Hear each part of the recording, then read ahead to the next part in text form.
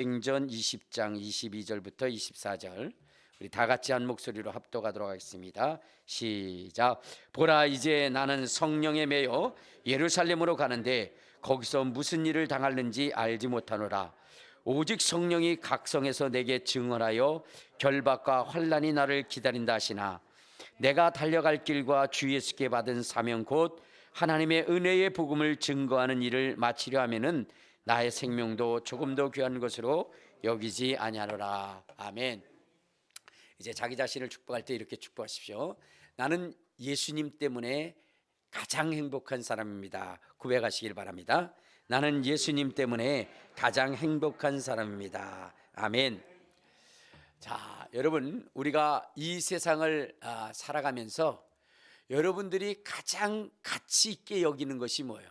여러분의 생애 속에 가장 소중한 것, 그것이 무엇입니까?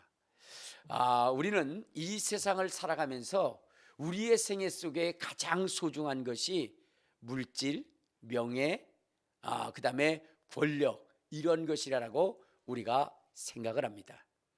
근데 사실 우리 생애 속에 가장 소중한 것은 물론 그것도 소중하지만 가장 소중한 것은 우리의 목숨입니다.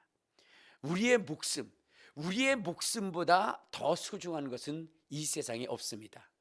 그래서 우리는 이 세상을 살아가면서 물질을 벌기 위해서 밤낮으로 일합니다. 명예를 얻기 위해서 정말로 아주 치사하고 더럽고 그러한 일까지라도 맞이하지 않습니다. 자, 그런데 그렇게 정말로 수고하고 땀 흘리고 애를 써서 얻은 그 위치라 할지라도 그 목숨을 빼앗으려 하는 데는 어떻게 합니까? 내가 모든 것 다 줄 테니까 목숨만은 살려달라고 이렇게 얘기합니다. 그렇기 때문에 여러분, 우리가 그동안 소중히 여기는 물질이나 명예나 권세, 이것보다 더 소중한 것은 무엇이에요? 우리의 목숨이라는 겁니다. 그래서 성경도 이렇게 이야기를 합니다. 자, 마태복음 6장 25절에 보면 이렇게 말씀을 하고 있어요. 자, 마태복음 6장 26절을 한번 보도록 하겠습니다. 자, 시작. 26절이 아니라 25절입니다. 시작. 그러므로 내가 너에게 이르노니 목숨을 위하여 무엇을 먹을까, 무엇을 마실까, 몸을 위하여 무엇을 입을까 염려하지 말라. 목숨이 음식보다 중하지 아니하며 몸이 의복보다 중하지 아니하냐. 이렇게 돼요. 그러니까 무엇이냐면 우리의 삶에 있어서 가장 귀한 것이 무엇이냐? 목숨이라는 거예요. 목숨보다 더 귀한 것이 없다는 것입니다. 저는요, 지난번에 유튜브를 보면서 참 너무 감동적이고 눈물 나는 그런 것을 봤어요.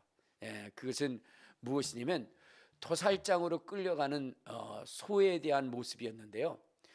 여러분, 이 소라고 하는 것이 도살장으로 끌려갈 때는 뭐라고 해요? 자기의 운명이 어떻게 될 것이라는 것을 알기 때문에 눈물을 흘린다고 합니다. 정말로 도살장으로 가는 그 소가 정말로 눈물을 흘리는 것을 보았어요. 그냥 일시적으로 흘리는 눈물이 아니라 계속해서 눈물을 흘리더라고요. 그리고 그 도살장 앞에 딱 서는 순간 모든 것을 체념한 듯한 그러한 모습을 보여줍니다. 자, 그런데 어떤 암소 한 마리가 여러분 그 상황 속에서 절규하는 그러한 그 모습을 보이게 됩니다. 하염없이 눈물을 흘려요. 그리고 자기를 그 도살장으로 끌고 들어가는 사람 앞에 애원하는 그러한 그 모습을 보입니다. 그러면서 눈물을 하염없이 흘릴 뿐만 아니라 때로는 도망가려 하기도 하고 때로는 막 무릎을 꿇고 애원을 하는 거예요. 이 소가 언어를 통해서 그 사람들에게 그 말로써 이해를 시키지는 않지만 그러나 그의 그 행동을 통해서 그의 모습을 통해서 그의 눈을 통해서 무엇인가 정말로 애절한 그 사연을 전하는 것 같은 그러한 그 마음이 전달되어졌어요. 그래서 사람들은 그를 죽이지 않고 그를 잘 살폈는데 알고 보니까 그 속에 새끼가 있었던 겁니다. 자기 배 속에 새끼가 있었던 거예요. 그래서 그 어미소는 이야기하는 것입니다. 뭐라고 얘기하느냐? 죽어야 할 내 운명이라면 나는 그것을 걸어가겠다. 그러나 자기 속에 있는 이 생명만큼은 지켜주고 싶다라고 하는 그 간절한 소원을 이야기하는 것 같았어요. 그것이 전달되어져서 그래가지고 사람들이, 그 유튜브를 본 사람들이 십시일반으로 돈을 거두어 가지고요, 그래가지고 그 소를 사게 됩니다.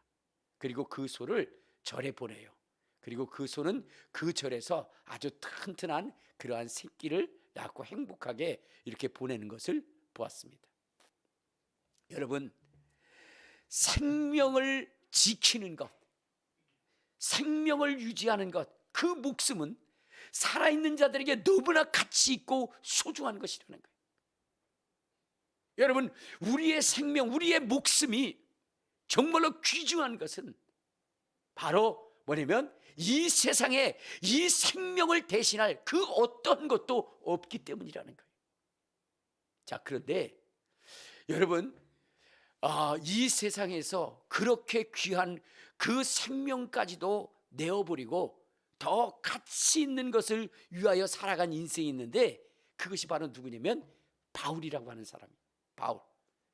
여러분, 이처럼 소중한 이 생명의 가치를 뒤로 하고 더 소중한 가치를 위하여 달려간다라고 고백한 사람이 있는데, 그 사람이 누구냐? 바로 바울이라는 사람이에요. 우리 한번 성경을 한번 봅시다. 자, 우리 사도행전 20장.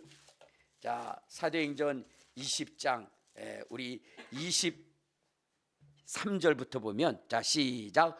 오직 성령이 각성해서 내게 증언하여 결박과 환난이 나를 기다린다 하시나, 내가 달려갈 길과 주 예수께 받은 사명 곧 하나님의 은혜의 복음을 증언하는 일을 마치려 하면은 나의 생명도 조금도 귀한 것으로 여기지 않는다. 여러분, 바울이라고 하는 사람은 이 세상에 태어나서 여러분, 이 세상이 가르쳐주는 그 지식, 그 지식을 통해서 여러분 자기의 목숨을 유지하는 일에 최선을 다한 사람. 그래서 그는 절제하기도 하고 온 밤을 새워서 정말로 매진하기도 하고, 그래서 이 땅에서 정말로 존귀하리만큼 그렇게 높은 자리에 처해 있기도 했습니다. 그런데 바울이라고 하는 사람은 자기가 그동안 가지고 있었던 이 소중한 가치들, 이러한 것들을 다 배설물처럼 여겼다는 겁니다. 자, 우리 성경을 한번 봅시다. 빌립보서 3장. 자, 빌립보서 3장 7절부터 보면 이런 말씀을 했어요. 빌립보서 3장 7절. 자, 시작. 그러나 무엇이든지 내게 유익하던 것을 내가 그리스도를 위하여 다 해로 여길 뿐더러 또한 모든 것을 해로 여김은 내 주 그리스도 예수를 아는 지식이 가장 고상하기 때문이라. 내가 그것을 위하여 모든 것을 잊어버리고 배설물로 여김은 그리스도를 얻고 라고 있어요. 그러니까 여러분, 이 바울이라고 하는 사람은 자기가 추구하고 갔던 명예, 권세, 물질, 이러한 것들을 다 배설물처럼 여긴다는 거예요. 그리고 더 나아가서는 자기의 목숨조차도, 육신의 목숨조차도 내버릴 만큼 더 갇힌 일을 위하여 살아간다라고 이야기했습니다. 근데 그것이 무엇일까요? 그것은 하나님이 우리에게 약속하신 영원한 생명이라고 말씀하십니다. 자, 우리 요한 1서 2장 25절에 보면 이렇게 말씀을 하십니다. 하나님이 우리에게 약속하신 것이 있다는 거예요. 자, 요한 1서 2장 25절 시작. 그가 우리에게 약속한 것은 이것이니 곧, 자, 그가 우리에게 약속하신 것이 있으니 곧 영원한 생명이라. 하나님이 우리에게 약속하신 것이 있다는 거예요. 그것이 무엇이냐면 영원한 생명이라는 영혼. 여러분, 육신의 목숨보다 더 귀한 것이 뭐냐? 영원한 생명이라는 거예요. 왜냐? 육신은요, 수완이 있는 거예요. 소중한 것이지만 여러분, 그것은 수완이 있어서 그 수완이 지나고 나면 더 머물려고 해도 머물 수 없는 것이 목숨입니다. 자, 그런데 여러분, 바울이라고 하는 사람은 이 목숨보다 더 귀하게 여기는 것이 있으니 그것은 바로 영원한 생명이고, 그는 이 영원한 생명을 얻기 위해서 자기의 목숨, 그 목숨을 귀한 것으로 여기지 않는다는 거예요. 그러면 그 영원한 생명은 무엇일까요? 요한일서 1장 1절부터 2절에 보면 이런 말씀이 있습니다. 자, 시작. 태초에 있는 생명의 말씀에 관해는 우리가 들은 바요, 눈으로 본 바요, 자세히 보고 우리의 손으로 만진 바라. 이 생명이 나타나신 바 된지라. 이 영원한 생명을 우리가 보았고 증언하여 너에게 전하느니 이는 아버지와 함께 계시다가 우리에게 나타나신 바 된 자니라. 그러니까 여러분, 예수 그리스도는 영원한 생명으로 우리 안에 오신 분이시라는 거예요. 영원한 생명. 바울은 이 영원한 생명의 가치를 알고 육신의 생명을 투자해서라도 영원한 생명을 얻을 수 있다면 그는 그 일을 하겠다는 거예요. 그 일을 하겠다는 거예요. 여러분, 예수 그리스도께서 우리에게 주신 이 영원한 생명을 여러분들도 여러분의 의복보다, 여러분의 목숨보다 더 귀하게 여길 수 있는 저와 여러분이 되어야 되는 것입니다. 왜냐하면 여러분, 이 영원한 생명을 소유했느냐 소유하지 않느냐에 따라서 그 결과는 하늘과 땅 차이라는 것입니다. 오늘날 우리는 육신의 수완이 다 끝날 때가 있어요. 그때 영원한 생명을 잇는 자는 영원한 저 하늘나라로 가지만, 그러나 그렇지 않은 자는 저 영원한 멸망의 지옥으로 가서 세세토록 고통당한다는 것입니다. 그러므로 오늘 우리는 이 영원한 생명을 가장 가치 있는 일로 여기고, 여러분, 우리의 목숨을 버려서라도 그 영원한 생명을 얻을 수 있는 것이라고 한다면 우리의 목숨을 바쳐서라도 영원한 생명을 선택할 수 있는 저와 여러분 되시기를 주님의 이름으로 축원합니다. 주님의 이름으로 축원합니다. 여러분, 우리는 예수 그리스도로 말미암아 영원한 생명을 얻은 사람들입니다.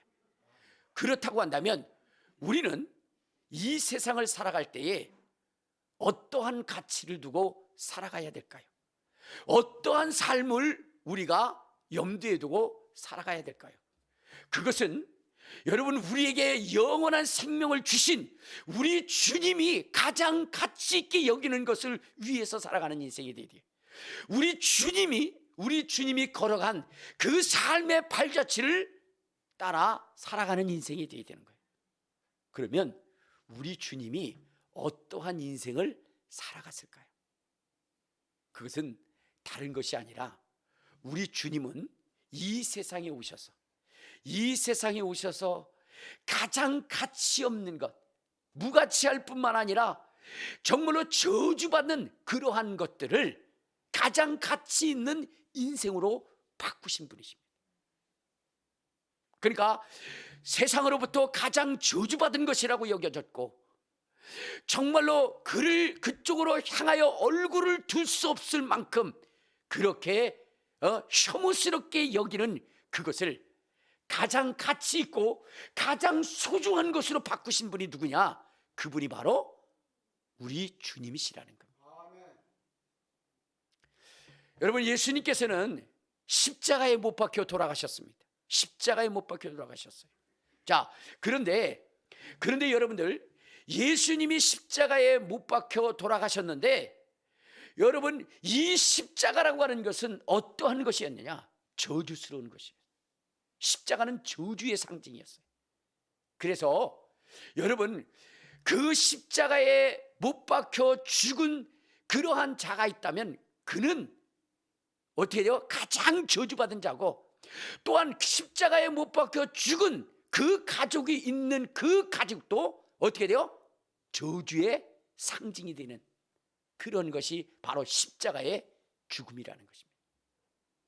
세상에서뿐만 아니라 하나님의 세계 속에서도 십자가에 못 박는 것, 나무에 매달려 죽는다는 것은 가장 저주스럽고 가장 고통스러운 것입니다. 그래서 십자가는요, 정말로 이 세상에서 죽어마땅한 자들, 이 세상에 존재할 수 없는 자들을 향하여 내리는 형벌인 것입니다. 그래서 십자가는 저주의 상징이라고 얘기합니다. 우리 한번 성경을 한번 보도록 하겠습니다. 어디를 보시냐면 신명기 21장 22절에 보면 이런 말씀이 있어요. 신명기 21장 22절 23절. 자, 시작. 사람이 만일 죽을 죄를 범함으로 내가 그를 죽여 나무에 달거든 그 시체를 나무 위에 밤새도록 두지 말고 그날에 장사하여 내 하나님 여호와께서 내가 기업으로 주시는 땅을 더럽히지 말라. 나무에 달린 자는 하나님께 저주를 받았습니다. 여러분, 그 죽음이 땅에도 묻힐 수 없는 아주 저주스러운 그러한 죽음이 뭐냐? 나무에 달려 죽는 거예요. 그러니까 여러분, 그가 지은 그 죄가 땅에 묻히면 땅이 더럽힐 만큼 그처럼 그 저주스러운 그 삶을 가지고 태어났고 그렇게 흉악한 일을 행한 자들, 그들을 못 박아 죽이는 것이 십자가입니다. 그래서 갈라디아서 3장 13절에도 이렇게 말씀하십니다. 자, 갈라디아서 3장 13절. 자, 거기에 이렇게 얘기합니다. 시작. 그리스도께서 우리를 위하여 저주를 받은 바 되사 율법의 저주에서 우리를 속량하셨으니 기록된 바 나무에 달린 자마다 저주 아래 있는 자라 하였습니다. 그러니까 나무에 매달려 죽임을 당한다는 것은 저주 중에 저주입니다. 그래서 사람들은 그 십자가에 못 박혔다고 한다면 그것을 떠올리고 싶지 않아요. 그런데 오늘 예수 그리스도께서 그 십자가에 못 박혀 죽으심으로 그 저주의 십자가가 구원의 십자가가 되는 것이고 하나님의 사랑의 증거의 십자가가 되는 것이고 그 십자가가 능력의 십자가가 됐다는 거예요. 그 십자가는 하나님과 우리 사이에 그 원수된 중간담을 허무시고 원수된 그 관계를 화목으로 이끄시는 그러한 증거가 되어졌다는 거예요. 우리 한번 자 에베소서 우리 3장 에베소서 3장 우리 16절에 보면 이러한 말씀을 하십니다. 에베소서 2장 16절 시작. 또 십자가로 이들을 한 몸으로 하나님과 화목케 하려 하심이라. 원수된 것을 십자가로 소멸하시고 또 오셔서 먼 데 있는 너에게 평안을 전하시고 가까운 있는 자에게 평안을 전하셨으니 이는 그로 말미암아 우리 둘이 한 성령 안에서 아버지께 나아감을 얻게 하려 하심이라. 그러니까 여러분, 하나님과 원수되어졌던, 죄로 말미암아 원수되어졌던 우리를 하나님과 화목하게 하는 그 역사를 이룬 것이 바로 십자가라는 거예요. 그래서 여러분, 이전에는 저주의 상징이었는데 그런데 이제는 그것이 뭐예요? 화목의 상징이다. 하나님과 우리가 화목하게 되어지는 상징이에요. 또한 능력의 상징인 것입니다. 우리 한번 자 고린도전서 1장 자 고린도전서 1장 17절 18절을 보면 이런 말씀이 있어요. 자 시작. 그리스도께서 나를 보내심은 세례를 베풀게 하려 하심이 아니요 오직 복음을 전하게 하려 하심이라. 말의 지혜로 하지 아니함은 그리스도의 십자가가 헛되지 않게 하려 하심이라. 십자가의 도가 멸망하는 자들에게는 미련한 것이요 구원을 받는 우리에게는 하나님의 능력이 됨이라. 그러니까 저주의 상징이 하나님의 능력이 되었다는 거예요. 구원의 은총이 됐다는 거예요. 영원한 생명의 증표가 되어졌다는 것입니다. 그러므로 이전에는 그 십자가를 보기도 싫었는데 이제는 그리스도로 말미암아 그 십자가를 어디요? 목에다도 걸고 귀에다도 걸고 사방군데 걸면서 그 십자가의 그 위력과 그 은혜와 은총을 증거하게 된 것입니다. 여러분, 그리스도인이라는 것은 바로 이런 거예요. 저주의 십자가도 구원의 능력으로 구원의 은총의 증거로 삶으로 바꾸는 것입니다. 우리 그리스도인들은 그러한 삶을 감당하는 것입니다. 그러한 삶을 감당하는 거예요.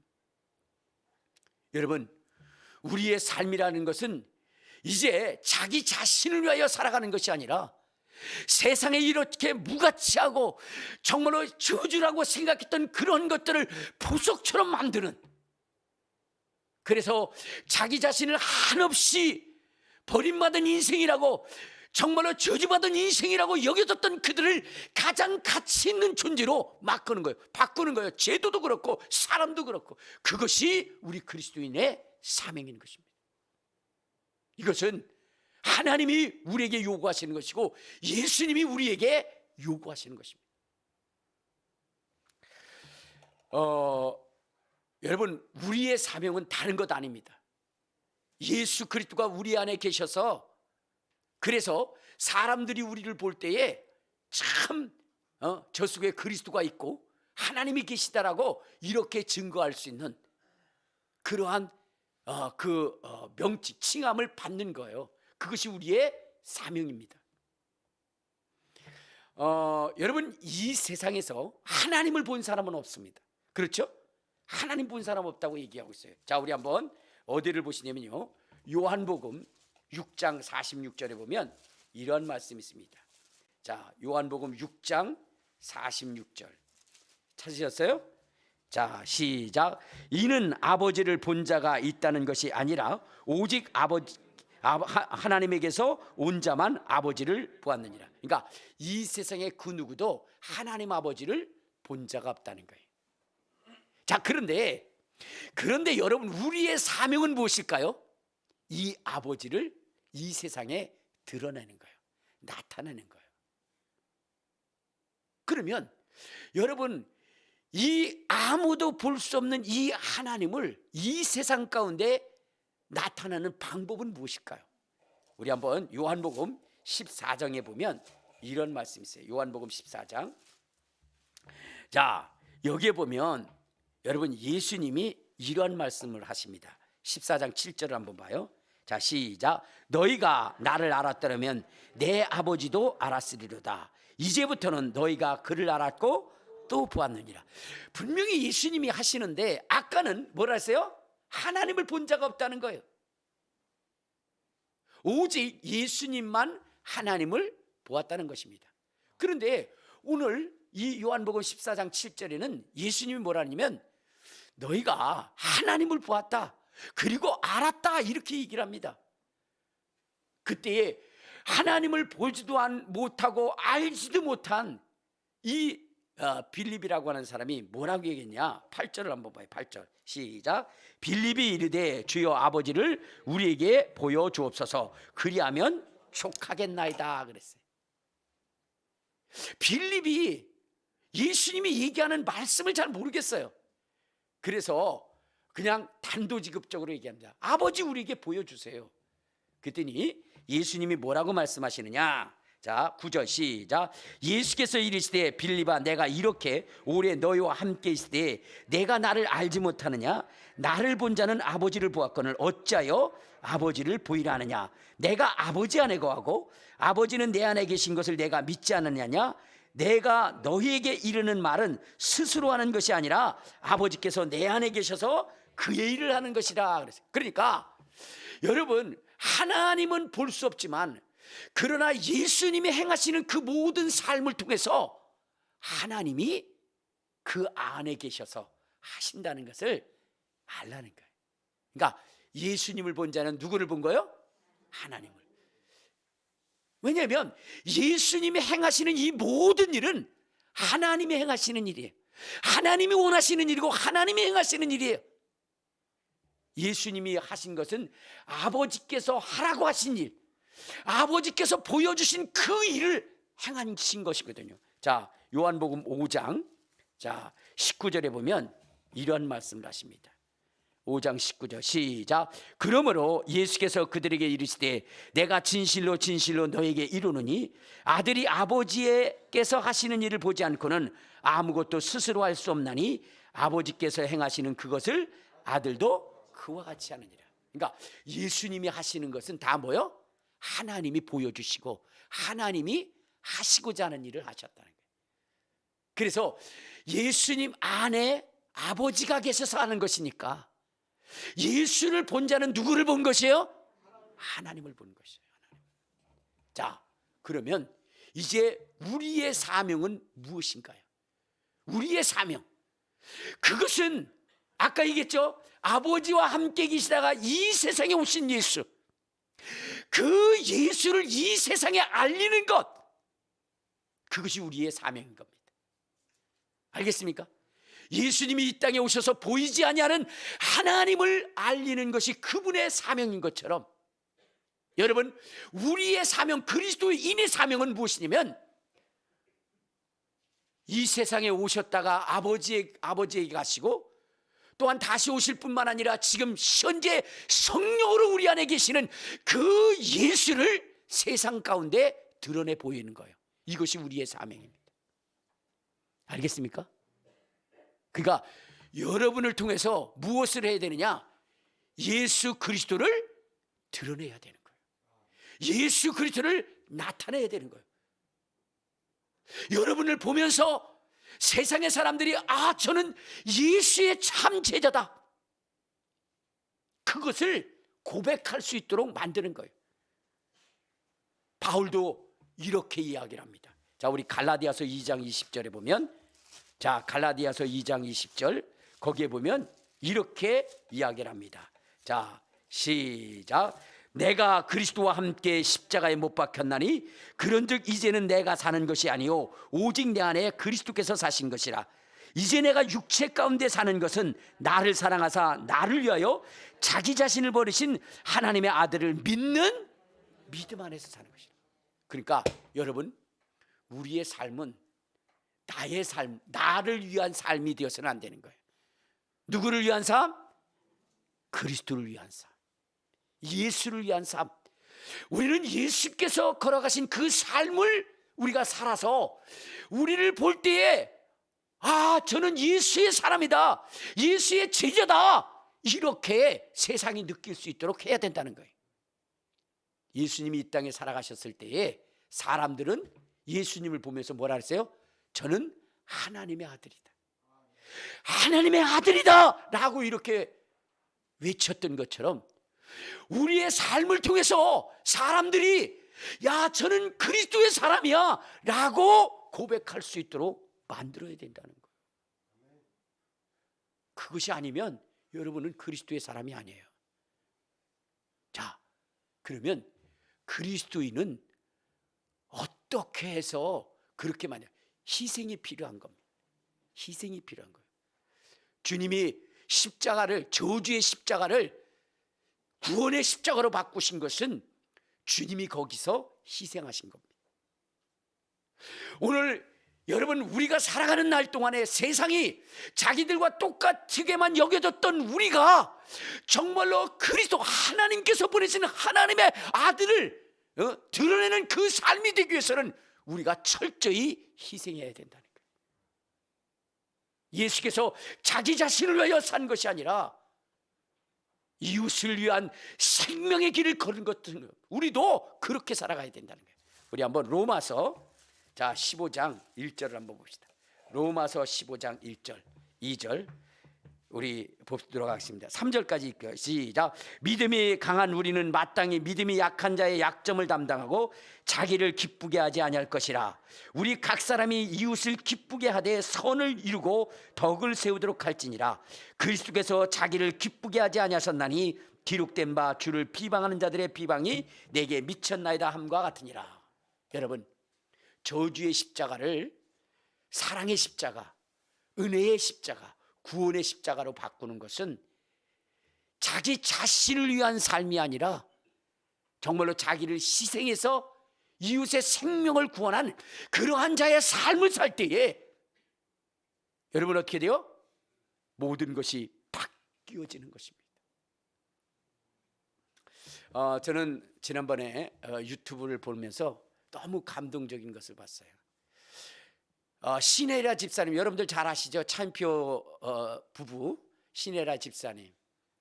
참 그분을 보면서 하나님이 그를 얼마나 사랑할까, 얼마나 그를 보면서 행복해 하실까, 그를 보면서 얼마나 자랑스럽게 여기실까라는 그러한 생각을 갖게 했습니다. 왜냐하면 그분은 우리 예수님이 십자가, 저주의 십자가를 은혜와 사랑의 상징의 십자가로 바꾸신 것처럼, 정말로 우리가 가졌던 정말로 그 고정관념, 아주 나쁜 인상을 준 그 고정관념을 확 바꿔서 가장 아름답고 보배로운 것으로 만든 분이라고 저는 생각하기 때문입니다. 여러분, 우리나라에 있어서 아주 참 꺼리는 것 중에 하나가 무엇이냐면 입양입니다. 그렇죠? 여러분, 입양이라고 하는 말은 우리나라에서 그렇게 소중하지가 않아요. 그것은 오히려 숨기고 싶고 하고 싶지 않는 그러한 것입니다. 그래서 6.25가 일어나서 수많은 그러한 그 미움물 속에 태어난 그 아기들이 우리나라에서 입양되어진 것이 아니라 전부 다 외국에서 다 입양해가는 그러한 일. 그래서 우리나라는 입양 수출국이라고 하는 그런 오명을 듣고 있습니다. 이런 것입니다. 왜냐하면 우리나라의 사람들의 인식은 뭐냐면 뭐요? 입양이라고 하는 것은 아주 어떻게 돼요? 그렇게 아름답지 못한 그런 것으로 있어요. 그래서 자식을 이어가야 하는 관계 속에서 떳떳하게 입양하는 것이 아니라 몰래, 아무도 몰래 숨어서 입양하는 그러한 일들이 있어요. 그래서 그 입양하는 것을 숨기기 위해서 우리 시골에서도 그런 입양한 분이 있는데, 그런데 어떻게 돼요? 그 아이를 자기가 난 것처럼 하기 위해서 뭐요? 배에다가 어떻게 돼요? 입양하려면 바가지 집어넣어가지고 임신하는 것처럼 그렇게 합니다. 근데 그게 숨겨집니까? 어느 날 급할 때는 바가지를 안 넣고 갔어요. 그러니까 사람들이 물어봐요. 아니, 애기가 어디 갔어? 우리 애기는 넣었다 뺐다 해. 뭐 이렇게 얘기하면서. 그러니까 그걸 숨기기 위해서 어떻게 해요? 그런 아주 거짓된 일들을 행한다 이 말이에요. 그리고 여러분, 그 아이가 자라날 때에 그 입양이라는 소리를 듣지 않기 위해서 아무튼 조심을 합니다. 그래서 어떻게 돼요? 아주 그 마을이 자기의 살던 그 마을을 떠나서 외진 곳, 아무도 모르는 곳에 가서 그렇게 거하면서 아기를 키우는 경우가 있어요. 근데 그렇게 입양한 사람도 뭐예요? 재산 나눠줄 때는 그거 다 상속하지도 않고 그러는 거 보면 뭔가 그 속에 선이 있는 거예요. 그렇죠?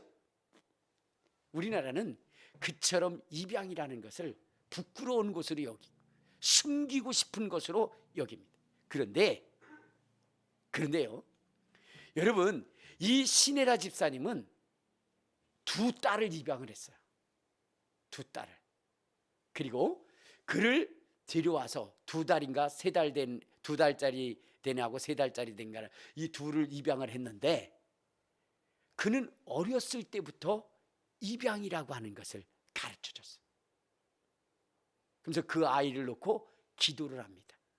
근데 참, 저렇게 아름다운 사람이 있을 수 있을까? 정말로 저런 그리스도인이라면 세상이 벌써 바뀌어졌을 것이다 라는 생각이 들 만큼 참 그는 입양이라는 것을 아름답게 만들었어요. 왜냐하면 그 아기를 놓고 기도를 합니다. 기도를 하는데 어떤 기도를 하냐면 이런 기도를 해요. 하나님, 너무너무 감사합니다.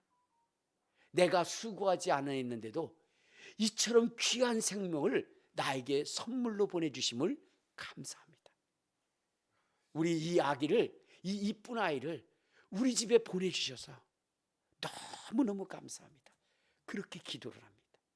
그러면서 또한 아이를 위한, 아이 생엄마를 위한 기도를 합니다. 이렇게 기도합니다.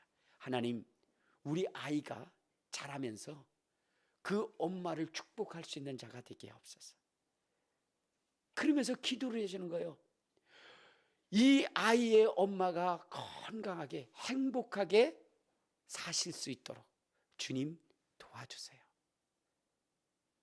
그렇게 기도를 해요. 그래서 또 이렇게 기도합니다. 하나님, 우리 아기 너무 이쁜 아기 혹여라도 잘못된 마음을 갖지 않도록 주님 도와주세요. 자기가 지금 입양됨으로 말미암아 버려진 인생으로 자기 자신을 혹독하게 저주하는 인생이 아니라, 버려진 인생이 아니라 지켜진 인생이라는 자부심과 긍지를 가지고 살아갈 수 있게 하옵소서. 그 엄마가 잉태했을 때에 정말로 낳아서 키울 수 없는 그 환경과 조건 속에서 이 아이를 지운 것이 아니라, 이 아이가 이 세상 속에 나기를 간절히 소원하며 그 숱한 그러한 시선, 부끄러운 그 멸시의 시선들을 참아가면서 이 아이가 이 세상에 있게 한 그 어머니에 대한 그 고마움을 이 아기가 느낄 수 있게 하옵소서. 버려지는 인생이 아니라 그 어머니가 지켜준 인생이라고 하는 그러한 것에 대한 긍지를 가지고 살아갈 수 있게 하옵소서. 그렇게 날마다 기도해 주는 거예요. 그리고 그 아이에게는 너는 네 엄마가 버린 인생이 아니라 네 엄마가 지켜준 인생이야. 그리고 우리 가정의 가장 귀한 선물로 하나님께서 보내준 선물이야. 그렇게 가르치는. 그러니까 이는 어디에 가서든지 간에 자기가 입양된 것에 대한 자부심과 긍지를 가진 거야. 그러면서 이 아이가 이제 대학원을 졸업을 했어요. 대학원을 졸업한 다음에 그 다음에 이 아이가 얘기하는 거예요. 엄마, 그래서 왜 했더니 엄마 참 감사하고 고맙습니다. 귀한 가정에 나를 입양해 주셔서 너무 감사합니다. 그런데 그 보육원에 내 옆자리에 함께 누워있던 그 아이가 어떻게 됐을까 하는 그 마음에 가슴이 아파요. 그러므로 이제 나도 나 자신만을 위하여 살아가는 것이 아니라 그러한 인생들을 위해서 내 자신을 헌신하고 봉사하며 살아가겠습니다. 여러분, 어느 누가 이 아이보다 더 건강한 생각을 가지고 자라는 애가 있을까요?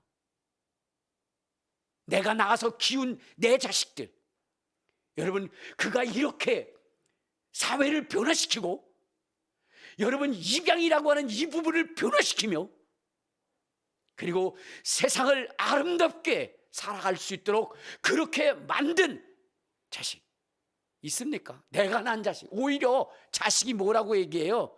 엄마가 내게 해준 게 뭐가 있어? 부모가 나를 해준 게 뭐가 있어? 하면서 그렇게 정성껏 키운 자식, 그렇게 부모를 멸시하고 무시하고 그런 자식들이 넘치는 세상 가운데 정말로 버려진 인생이기 때문에 될 대로 되리라, 이 세상 뭐야 다 파괴시키고 싶어 라고 하는 그러한 막된 인생으로 살아갈 수밖에 없는 그 인생이 오히려 친부모 속에서 자라는 아이보다도 더 건강한 생각을 가지고 이 세상을 살아갈 수 있도록 만들어준 이 아름다운 인생, 여러분 이 인생을 하나님이 부배롭게 여기지 않을까요? 그리스도인은 바로 그런 것입니다. 그리스도인은 그렇게 저주라고 생각했던 그것을 가장 소중한 가치로 만드는 것, 그것이 바로 그리스도인 것입니다. 우리 큰비전교회 성도님들은 그러한 가치를 가지고 살아갔으면 좋겠다라는 생각을 가집니다. 저는요, 제가 지난번에도 말씀을 드렸지만 어느 날 어느 집사님이 저를 찾아왔어요. 목사님, 그래서 왜 그러니까 목사님 우리 아들 좀 만나달래요. 그래서 왜 그러니까 초등학생인데 걔가 뭐냐면 수술을 7번을 했대요. 근데 그 7번을 하고 이제 8번째 해야 되는데 얘가 수술을 더 이상 안 받겠대요. 그 수술이 너무나 고통스럽고 너무나 힘들어서 차라리 죽고 싶다고. 초등학생인데 이제는 더 이상 수술 받지 않겠다는 거예요. 만약 수술 하겠다라고 하면 자기는 죽어버리겠다라고 얘기하는 거예요. 그러니까 부모의 마음이 너무나 큰 거예요. 그래서 저를 불러서 애를 좀 상담 좀 해달라는 거예요. 그래서 나 찾아갔어요. 근데 여러분, 내가 무슨 걔를 설득할 수 있겠습니까? 부모도 의사도 설득 못했는데 내가 그에게 그런 얘기를 했어요. 야, 그동안 7번 수술 받으면서 얼마나 힘들었니? 참 나는 정말로 네가 자랑스럽다. 그리고 내가 지금 8번 수술 받으라고 나는 말할 수 없어. 내가 지금 첫 번째 수술을 받으려고 하는 사람이 수술을 안 받는다고 한다면 내가 권면할 수는 있다. 왜냐면 나도 한 번 수술 받았기 때문에 그래. 근데 그게 너무 힘들더라. 막 살이 떨리고 그러는데 너는 그것을 7번이나 받았으니 목사님은 너를 설득할 수가 없어. 그런데 한 가지 너에게 얘기해 주고 싶은 것이 있다. 그것은 무엇이냐면 이 세상에는 너처럼 8번 수술을 받아야 하는 사람이 있어. 그런데 7번에서 너무 고통스러워하는 사람이 있다. 그때 그 사람을 위해서 권면해 주고 할 수 있는 사람은 네가 8번 수술을 받았을 때 가능한 거야. 이 세상에 8번 수술 받아서 그 목숨을 유지할 수 있는 사람이 있다면 다른 사람은 할 수 없어도 너는 할 수 있으니까 네가 수술 받고 그 일을 하면 어떻겠니? 라고 얘기했더니 알았어요. 그리고 걔가 수술을 받아서 건강하게 태어났습니다.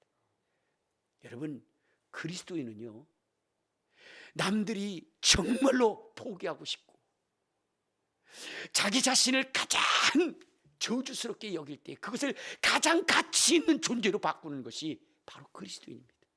주님은 그렇게 되기를 원하시는 거예요. 그렇게 되기를. 왜냐하면 우리 주님이 가장 무가치한 우리의 인생을 위해서 자기의 생명을 바쳐서 우리를 가장 소중한 존재, 천하보다 귀한 존재로 만들어 주셨기 때문에 우리 또한 여러분 그러한 그 은혜를 받은 사람으로서 그렇게 살아가는 거예요. 오늘 여러분들이 당한 슬픔과 괴로움과 고통이 있을 때 왜 하나님은 나에게 이러한 이 저주스러운 삶을 내게 주었느냐라고 원망하고 불평할 것이 아니라 여러분에게 영원한 생명을 주신 그 하나님으로 인해서 내가 이 고난을 이기고 이 고난을 당하는 자들을 위해서 내가 위로하고 그들에게 소망을 주고 희망을 주는 사람이 되어야겠다는 그러한 작심된 마음이 여러분 속에 있어야 된다는 거예요. 내가 어느 목사님을 알고 있는데 그 목사님이 뭐냐면 3번이나 애를 사산을 했어요. 첫 번째 아이를 사산을 합니다. 너무나 괴로운 거예요. 여러분, 목사님이요 참 그러한 어려운 일을 당하면 굉장히 괴롭습니다. 왜 괴로우냐면 내가 하나님을 믿고 의지하는데 성도들에게 하나님을 믿고 의지하면 복 받는다 그러는데 내가 그 일을 당하면 내가 그들을 가르칠 수가 없는 거예요. 그러니까 이 목사님도 정말로 사산이 되어 나오니까 너무 괴로운 거예요. 자기 손으로 그 생명을 묻어야 돼. 자식을 묻어야 되는 그 아픔은요 너무너무 고통스러운 것입니다. 그래서 하나님 앞에 막 부르짖으면서 원망하고 불평했어요. 그러면서 하나님 다음번에는 이런 일이 없도록 해달라고 그랬는데 하나님도 고집이 세시죠. 2번째도 또 사산이 된 거예요. 그러니까 이때는 막 그게 단 겁니다. 그래가지고 막 하나님 앞에 이러려면 내가 주의 일을 안 하겠다고, 내가 어떻게 주의 일을 하냐고 그러면서 하나님 앞에 원망 불평을 합니다. 그러면서 이제는 마지막이라고 3세번 마지막이라고 했는데 3번째 또 사살을 한 거예요. 막 절망한 거예요. 그래서 하나님 왜 이러십니까? 지난번에 최인선 목사님처럼 하나님 왜 이러시는 겁니까? 그리고 하나님의 뜻을 알지 못하고 그렇게 원망 속에 살아가는데 어느 날 한 성도가 찾아오는 거예요. 찾아와서 얘기해요. 목사님 나는 이제 어떻게 하면 살 수 있습니까? 왜? 귀한 그 뭐냐면 자손을 잉태했어요. 정말로 금지 오겹처럼 정말로 그렇게 조심스럽게 귀하게 그렇게 뭐냐면 조심했는데, 그랬는데 어떻게 돼요? 그 아이가 사산되었다. 귀한 가정에 귀한 자손, 금지 오겹처럼 키워서 정말로 가문을 빛낼 자로 세우려고 했는데 사산되어 버렸다. 이제는 나는 무슨 희망을 가지고 살아가냐고 아주 절망 속에 찾아온 거예요. 그때 얘기했어요. 뭘 하나 가지고 그래? 난 셋이나 묻었는데. 그랬더니 이 분이요, 셋이나요? 그러면 난 아무것도 아니네요. 그러면서 깔깔깔 웃더니 가더래요. 그때 아는 것입니다. 주의 종이 미리 그 고난과 그 아픔과 슬픔을 겪게 해서 앞으로 당할 그 성도들의 아픔을 위로하기 위해서 그것을 먼저 겪게 하셨구나. 여러분, 그리스도의 삶은요, 이렇게 정말로 모든 것을 바꿀 수 있는 그런 삶의 흔적이 되어야 된다는 거예요. 저는요, 이 선교를 간다, 해외에 선교를 간다 그런 걸 별로 좋아하지 않아요. 왜냐면 선교를 한다면 그냥 저는 우리 교회에서 지원을 해주는 것은 좋지만 제가 거기 가고 거기서 목회를 하고 그런 것을 좋아하지 않아요. 근데 옛날에 그런 일이 있었어요. 우리 친구 목사가 먼저 미국에 갔는데 그 친구가 그런 얘기를 하더라고요. 한 목사, 나는 여기서 목회를 하는데 성도가 한 60명인가 그렇게 된대요. 그러면서 이런 얘기를 하는 거예요. 여기서 60명은 한국에서 10배의 목회를 하는 거라는 거예요. 600명을 목회하는 것과 같대요. 그 정도로 재정이 대단하대요. 그때 당시에 우리나라와 미국의 그 생활 차이가 그 정도 났으니까 그렇겠죠. 근데 어느 날 미국에서 뭐냐면 목사님 한 분을 보내주려고, 그게 저한테 연락이 온 거예요. 어느 분이. 그러면서 목사님이 가시면 목회를 잘 할 수 있을 것이라는 거예요. 그러면서 근데 거기에 뭐냐면 성도가 몇 명이냐? 30명이라는 거예요. 그래서 오라는 거예요. 저는 안 간다 그랬어요. 왜 안 가니에요? 그래서 내가 그랬어요. 자, 내가 거기 가서 복음을 전했던, 나 영어 잘 모른다. 그냥 어디요?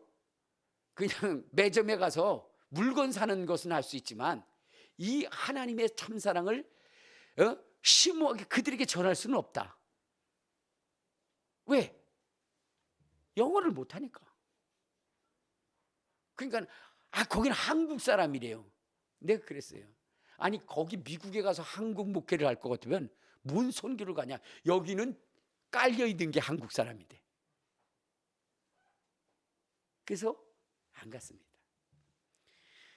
자, 그런데 지난번에 네팔 선교사님이 저한테 그러더라고요. 우리 같이 네팔에 선교를 가자는 거예요. 그래서 저는 제 방침이 있기 때문에 차라리 돈을 보내줄 망정 내가 간다는 것은 그건 정말로 허락하지 않는다라고 했는데, 이번에는 제가 내년 3월에 했는데 내가 한번 가봐야 되겠다라는 생각을 갖게 했어요. 이유가 무엇이냐면 그 선교사님이 이런 말씀을 하시더라고요. 뭐냐면 목사님, 물론 거기에 가시면 언어도 통하지 않습니다. 그런데 그리스도인 주의 종이 밟고 간 그 자리는 반드시 하나님이 역사하십니다. 그런 얘기를 하더라고요.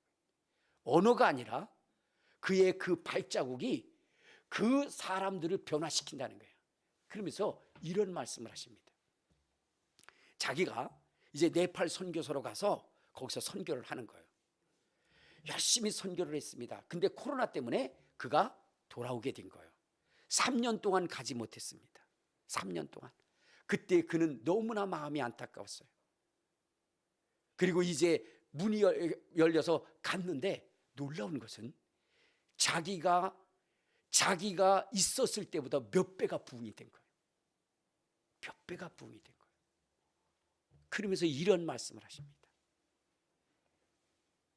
목사님, 선교사님들이 밟고 지나간 그 길 속에 하나님의 역사가 일어난다는 것을 저는 봤습니다. 언어가 아니라 그의 삶의 흔적입니다. 그걸 얘기하더라고요. 그러면서 정말로 목사님이 그처럼 목회했던 그 발자국을 그 네팔에 남겨달라는 거예요. 전 그 얘기를 들으면서 가봐야 되겠다. 가봐야 되겠다. 그러한 생각을 갖습니다. 여러분, 바울이라고 하는 사람이 여러분 수십 그런 나라를 넘나들면서 복음을 전했습니다. 그가 모든 언어를 다 알았을까요? 그렇지 않았지만 그렇게 수많은 곳에 서서 정말로 그러한 복음의 역사가 일어나는 것은 예수를 품고 살아간 삶의 흔적들 때문입니다. 오늘 여러분들, 우리가 살아갈 때 말뿐인 인생이 아니라 희생하고 헌신하며 그리스도가 여기 안에, 여러분 안에 살아계심을 보여주고 증거해주는 그러한 삶을 살아시기를 바랍니다. 그때 하나님의 역사가 일어나는 거예요. 하나님의 역사. 우리 그리스도인들은 어떤 존재냐? 자기 자신이 무가치하다고 스스로 목숨을 포기하는 자들에게 가장 존귀한 가치를 부여해서 그들로 하여금 정말로 세상을 바꾸는 그러한 그리스도인으로 만드는 것. 그것이 우리 그리스도인의 삶입니다. 그러기 위해서는 우리 주님이 살아갔던 그 삶의 흔적대로 살아가는 것입니다. 그분이 정말로 영혼을 사랑했어서 자기의 목숨을 버린 것 같이 우리 또한 자기의 생명도 조금도 귀한 것으로 여기지 않냐. 그 생명의 가치를 전하여 하나님께 영광 돌릴 수 있는 저와 여러분 되시기를 주님의 이름으로 축원합니다. 우리 주여 한번 부르고 통성으로 기도하시겠습니다.